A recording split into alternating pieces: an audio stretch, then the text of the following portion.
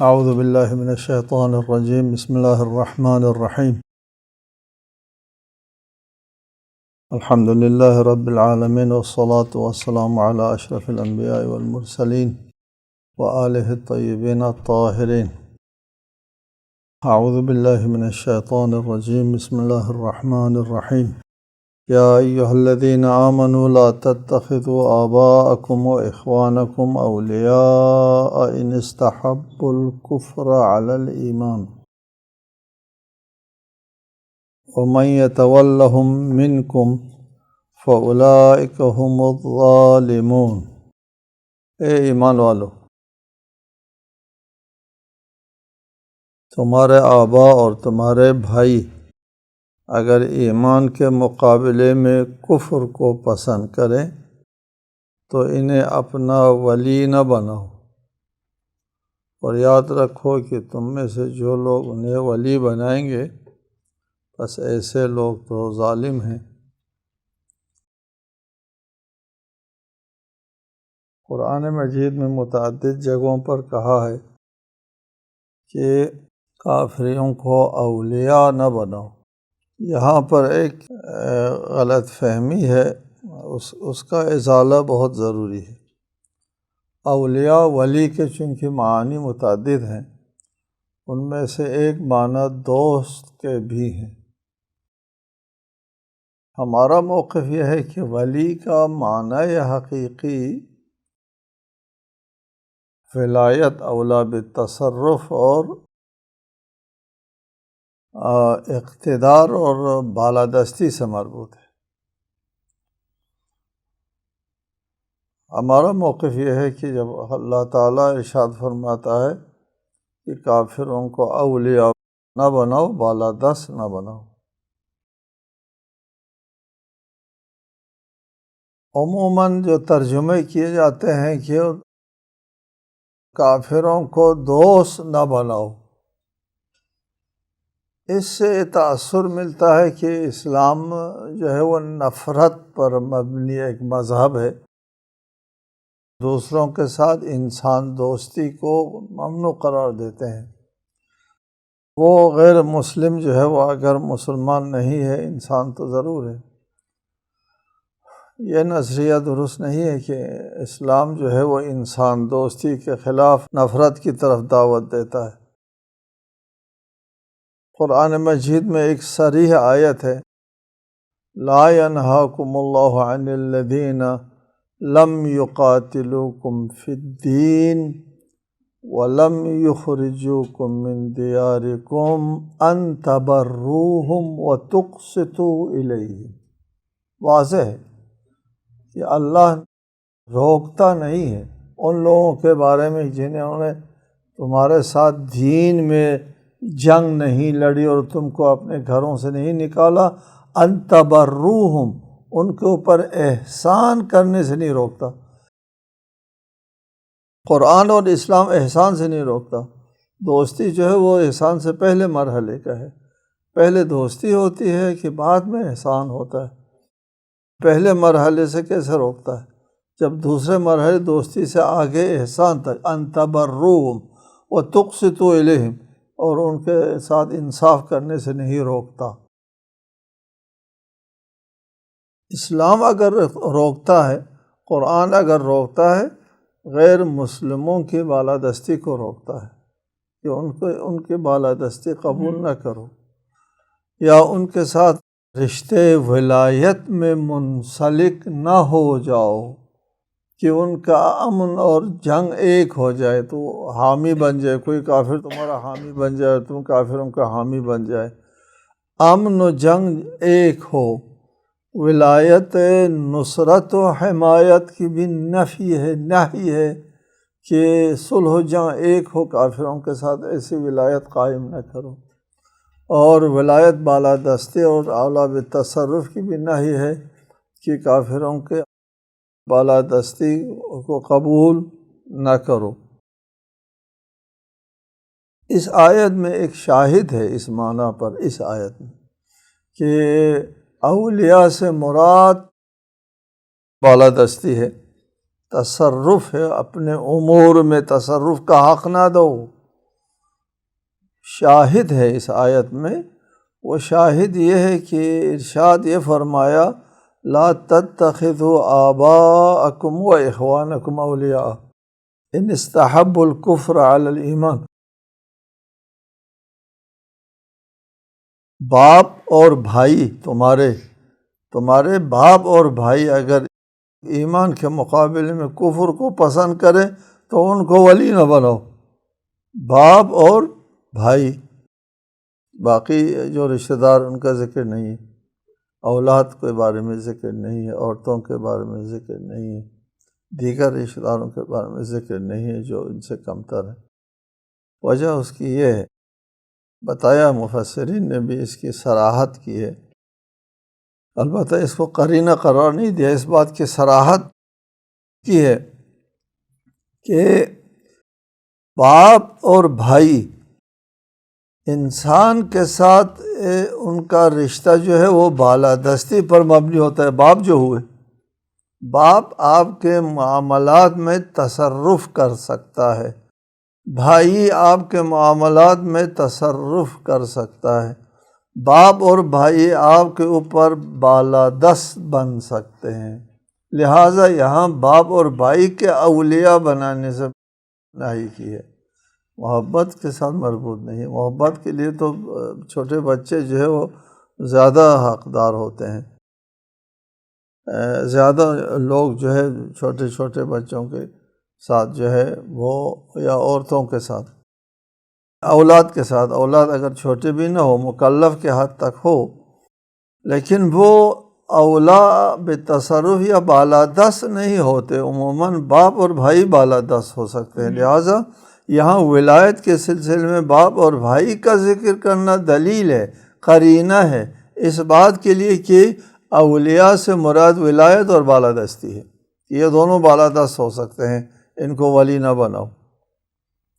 وَمَن يَتَوَلَّهُم مِّنكُمْ فَأُولَٰئِكَ هُمُ الظَّالِمُونَ، ان لوگوں نے زیادتی کی، ظلم کیا، اسلامی حدود سے تجاوز کیا ہے اگر وہ ان لوگوں کی بالادستی باپ ہونے کی بنا پر کافر باپ یا کافر بھائی کی بالادستی کو قبول کرتے ہیں۔ دیگر آیت بھی شاہد ہے، شاہد اسی میں ہے باپ اور بھائی کا ذکر، اور دیگر آیت میں شاہد ہے، ایک آیت ہے کہ تم ان دونوں کے ساتھ جو کافر ماں باپ ہے ان کے ساتھ نیکی کرو، ان کا جو انسانی حق ہے قرآن میں صراحت کے ساتھ حکم ہے، ان کے ساتھ جو ہے وہ نیکی کرو، ان کا حقوق جو ہے وہ انسانی اعتبار سے، اگر وہ تم کو شرک کے اوپر نہیں اکساتے ہیں تو انسانی معاملے میں ان کے ساتھ جو ہے وہ انسانی برتاؤ کرنے کا حکم ہے۔ اگر یہ آیت آپ دوستی کے معنی میں لیتے ہیں تو اس آیت کے ساتھ تعارض ہوتا ہے، ادھر آپ اس آیت میں حکم ہے کہ والدین کے ساتھ نیکی کرو اگرچہ وہ کافر ہیں، اور اس آیت میں فرمایا کہ اولیاء نہ بناؤ باپ کو اور بھائی کو اگر وہ کافر ہیں، تو دوست نہ بناؤ اور نیکی کرو۔ دوستی کے بغیر کیسے نیکی کریں گے؟ نیکی کرنا دوستی کے بعد کا مرحلہ ہوتا ہے، لہٰذا یہاں پر دوست معنی مراد نہ لیا جائے کبھی بھی، جہاں کہیں بھی قرآن مجید میں کافر کے ساتھ لفظ اولیاء استعمال ہوا ہے وہاں آپ بالادستی مراد لیں گے یا حمایت، نصرت و حمایت مراد لیں گے کہ کافر مسلمانوں کے ساتھ نصرت و حمایت کی رشتے ولایت میں منسلک نہیں ہو سکتے۔ پہلے آپ کو بتایا کہ خود مسلمان ہونے کے باوجود اگر ہجرت نہیں کی ہے تو وہ نصرت و حمایت کے رشتے میں وہ داخل نہیں ہو سکتا، مسلمان ہونے کے باوجود، چاہے کہ ایک کافر ہے وہ مسلمانوں کے ساتھ جو ہے وہ نصرت اور حمایت میں داخل ہو جائے۔ آگے کی آیت جو ہے وہ نصرت و حمایت اور ولایت سے مربوط نہیں ہے، وہ آگے کی آیت جو ہے پھر رشتہ داروں کے بارے میں ہے، لیکن اس مرتبہ محبت کے ساتھ مربوط ہے، اور ارشاد ہوتا ہے قل ان کان آباؤکم وابناؤکم واخوانکم وازواجکم وعشیرتکم۔ دیکھیے اس میں چونکہ آگے ولایت کا ذکر نہیں ہے، محبت کا ذکر ہے، لہٰذا تمام رشتہ داروں کا ذکر آتا ہے کہ کہہ دیجیے کہ اگر تمہارے آبا و ابنا اور تمہارے بھائی اور تمہاری ازواج اور تمہارا قوم و قبیلہ اور تمہارے اموال او اموال اقترفتموها، جن اموال کو تم لوگوں نے کما کر رکھ دیا ہے، اقتراف کمانے اور کسب کرنے کو کہتے ہیں۔ وَمَن يَقْتَرِفْ حَسَنَةً قرآن میں ہے جو نیکی کماتا ہے۔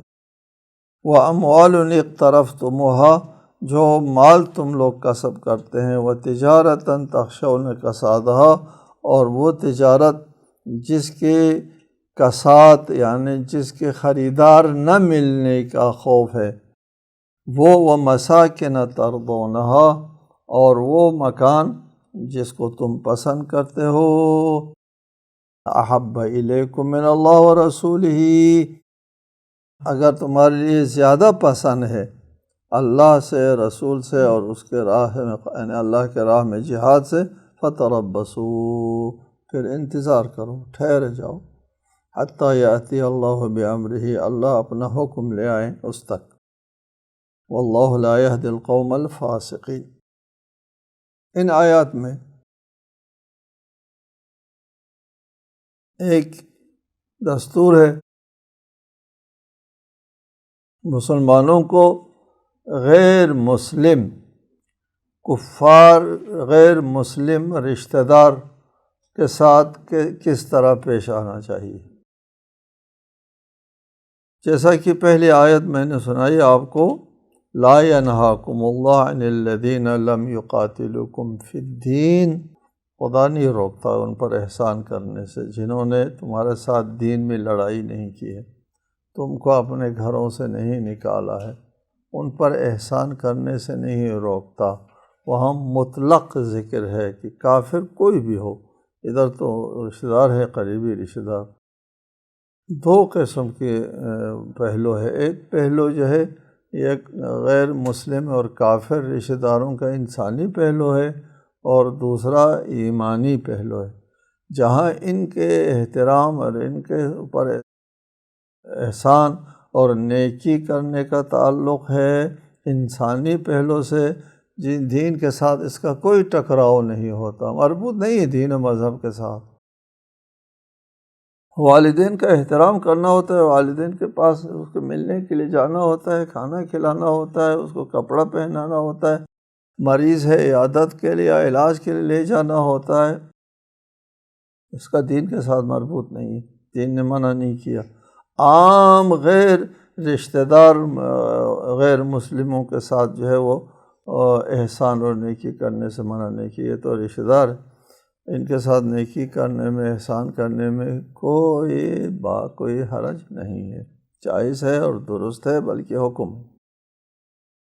ایک مرحلہ آتا ہے ان کا اور اسلام کے درمیان میں ٹکراؤ ہوتا ہے، ماں باپ یا اسلام، ان دونوں میں سے ایک کو اختیار کرنا ہوتا ہے۔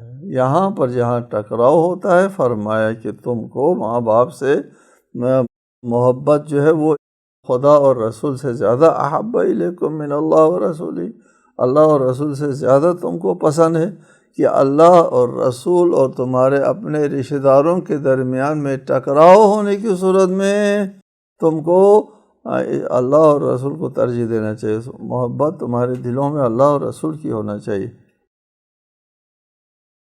اس کے ساتھ اگر غیر اللہ کی بھی محبت ہے ٹکراؤ کی صورت میں ہو، یہ بات میں ہمیشہ دنیا داری کے بارے میں بتایا کرتا ہوں کہ دنیا دار وہ ہوتا ہے جو ٹکراؤ کی صورت میں دنیا کو ترجیح دے، تو اس کو دنیا داری کہتے ہیں۔ اور اگر دین اور دنیا میں ٹکراؤ نہ ہو اور پھر انسان مال کمائے اور دین کی خدمت کرے، یا مال کمائے اپنی عزت بچائے، اپنے لیے سہولت بہم پہنچائیں، اس کی مذمت نہیں ہے، ٹکراؤ نہیں ہے، بلکہ اسلام کے ہدایت کے مطابق عمل ہے ساری بات ٹکراؤ کی صورت میں، آپس میں تصادم کی صورت کی بات ہے۔ صرف مال کی مذمت ہے، دنیا داری کی مذمت ہے جب دنیا اور دین کا تصادم ہوتا ہے، اور اگر تصادم نہیں ہوتا ہے اجازت ہے۔ اگر تم اللہ اور رسول کے مقابلے میں اپنے ان رشتہ داروں کو اور اپنے مال کو، اپنی تجارت کو، اپنے گھروں کو پسند کرتے ہو، آپ کا گھر جو ہے وہ اس میں ایک شبہ ہے، اعتراض ہے، کسی کا دعویٰ ہے، حرام ہے، یہاں پر آپ گھر کو ترجیح دیتے ہیں، خدا اور رسول کا حکم جو ہے وہ پامال کر دیتے ہیں، یہ ہو گیا نا تصادم۔ ورنہ آپ اپنے گھر کو چاہتے ہیں، بری بات نہیں ہے، انسان کے لیے سفارش احادیث میں گھر وسیع ہونا چاہیے، گھر ہونا چاہیے، نہ صرف ہونا چاہیے، وسیع و عریض گھر ہونا چاہیے۔ اسی طرح تجارت ہے، تجارت مال حرام سے انسان تجارت کرتا ہے، اور مثلا سود خوری حرام ہے اور خدا و رسول کے ساتھ جنگ ہے، وہ سود خوری کرتا ہے، تو پھر یہاں پر اللہ اور رسول کے مقابلے میں اس نے تجارت کو ترجیح دے دی۔ اسی طرح ماں باپ، باقی رشتہ دار اللہ اور رسول کے ساتھ دشمنی کرتے ہیں، اور یہ اللہ اور رسول کے ساتھ دشمنی کرنے والے رشتہ داروں کی تقویت پہنچاتے ہیں، پھر تو یہ جہاں تصادم ہو گئے اسلام اور رشتہ داروں کے ساتھ۔ اگر اس طرح کی کوئی ترجیح کوئی دیتا ہے اللہ کے مقابلے میں، مال، دولت، تجارت، گھر اور رشتہ داروں کو ترجیح دیتا ہے، تو فرمایا فَتَرَبَّصُوا، پھر ٹھہرو، کرو، اللہ مہلت دیتا ہے، اللہ ہاتھ نہیں پکڑتا، اللہ کرنے دیتا ہے، حَتَّى يَأْتِيَ اللَّهُ بِأَمْرِهِ، اللہ اپنا حکم اور فیصلہ لے آئے، اس وقت تک ٹھہرو۔ یہ حکم اور یہ فیصلہ دنیا میں بھی ہو سکتا ہے اور آخرت میں بھی ہو سکتا ہے۔ وَاللَّهُ لَا يَهْدِي الْقَوْمَ الْفَاسِقِينَ، فسقت جانور کا اپنے بل سے باہر نکلنے کو کہتے ہیں۔ اگر کوئی انسان اسلامی شریعت کے حدود سے باہر نکلتا ہے اس کو فاسق کہتے ہیں۔ جو لوگ اسلامی حدود کی پاسداری نہیں کرتے، اسلامی احکام کو پامال کرتے ہیں، وہ قابل ہدایت نہیں ہوتے، ان کی اللہ تعالیٰ ہدایت نہیں کرتا، نہ ان کی اللہ ہدایت نہیں کرتا، اللہ تعالیٰ کی ہدایت غیر مؤثر رہتا ہے، ان لوگوں کے لیے غیر مؤثر رہتا ہے، ان کو اللہ تعالیٰ اپنے حال پر چھوڑ دیتا ہے، اور اسی کو کہتے ہیں لا یہدی، اپنے حال پر چھوڑ دیتا ہے، ورنہ اللہ تعالیٰ نے سب کے لیے سامان ہدایت فراہم فرمایا ہے۔ آگے ارشاد ہوتا ہے لَقَدْ نَصَرَكُمُ اللَّهُ فِي مَوَاطِنَ كَثِيرَةٍ، امت مسلمہ سے خطاب ہے کہ ہم نے تمہاری مدد کی ہے بہت سی جگہوں پر، بہت سے مقامات پر اللہ تمہاری مدد کر چکا ہے۔ وَيَوْمَ حُنَيْن، اور حنین کے دن بھی اللہ نے تمہاری مدد کی ہے۔ اذ، جب، اعجبتکم کثرتکم، تمہاری کثرت نے تمہیں غرور میں مبتلا کر دیا تھا۔ اعجبا خود پسندی کو کہتے ہیں، پسند کرنے کو کہتے ہیں۔ ما اعجبت، میں نے پسند نہیں کیا، اعجبنی، مجھے پسند آیا۔ تمہیں غرور اور خود پسندی میں مبتلا کر دیا تمہاری کثرت نے۔ حنین مکہ اور طائف کے درمیان ایک وادی کا نام ہے۔ فتح مکہ کے بعد رسالت مآب کی آخری جنگ۔ فتح مکہ کے بعد قبیلہ حوازن، جو کہتے ہیں تقریباً کوئی 100 شاخوں پر مشتمل تھا، یہ قبیلہ بہت بڑا قبیلہ تھا۔ مکہ سے لے کر طائف تک جو ہے مختلف علاقوں میں ان کی آبادیاں تھیں۔ جب مکہ فتح ہو گیا تو ان کو خطرہ ہوا کہ مکہ کی فتح کے بعد مسلمان ہم پر بھی حملہ کریں گے، لہٰذا ہم پہل کرتے ہیں، ہم ان کے اوپر حملہ کریں گے۔ وہ لوگ جمع ہو جاتے ہیں، 4000 کا لشکر جو ہے وہ لے کر کے وہ میدان میں آتے ہیں۔ کہتے ہیں کہ وہ اپنے بال بچوں کو، مال مویشی کو لے کر کے میدان میں اترے تھے تاکہ بھاگنے کے لیے کوئی گنجائش باقی نہ رہے۔ کہاں بھاگیں گے؟ مال مویشی بھی ساتھ ہے، بال بچے بھی ساتھ، سب لے کر کے وہ میدان جنگ میں اترتے ہیں۔